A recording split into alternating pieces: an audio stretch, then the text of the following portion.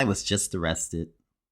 A mistaken identity. The rapper T.I. was mistakenly arrested in Georgia due to a warrant for another man with a similar name. And this is pretty sad, folks. And this happened to him a few times. Once in Georgia, I believe he was arrested for speeding.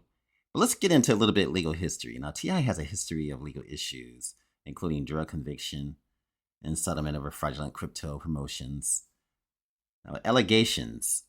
Now, he has over 30 women that have accused T.I. of sexual assault, though no criminal charges have been filed. Now, T.I. and his wife deny all allegations, claiming that they're innocent and being targeted by false claims. Now, the rapper T.I. was arrested in Georgia. He had an out-of-state warrant, and he was released when it was realized that they got the wrong man. Yes, Clifford Harris, wanted for stalking and violent behavior toward women. And then they found out that this is not the guy. The Baltimore warrant had no connection to the famous rapper T.I. So this was a crazy incident. And boy, I know T.I.'s thinking a lot.